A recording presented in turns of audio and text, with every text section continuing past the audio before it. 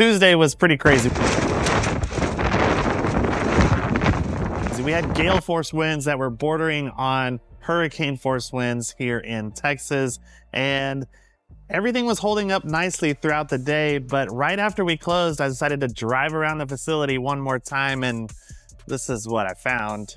We had lost the roof of one of our greenhouses, and all of this was full of plants, tender plants, annuals that we are getting ready to grow for spring out front. So not a fun day. Now, everyone had already gone home for the day, and it was supposed to get cold that night with a wind chill that was gonna make it even worse. And the wind was still just ripping all through this space. Normally there's not a wall here. I'll explain that in a second. So we were essentially in an emergency mode with thousands and thousands of dollars of inventory on the line inside of 3 large greenhouses, but I was the only person left here.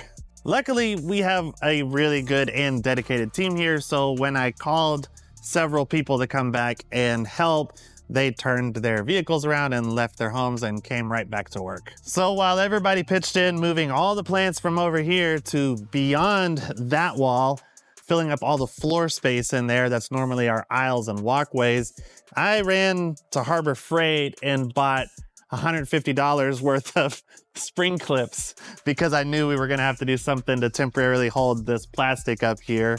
Now you can see it wasn't perfect. We actually lost part of the wall overnight, but it held just enough, and it wasn't super cold, and the heaters were running in there, so it kept the plants just warm enough where we didn't get any plant damage. And today we're gonna go back and cut down some of this old plastic, remount this, and then make sure that we have enough weight on the bottom of this to hold it in place. I actually took the forklift up to the stone yard and grabbed some of our nice, expensive Austin stone to hold these tables down.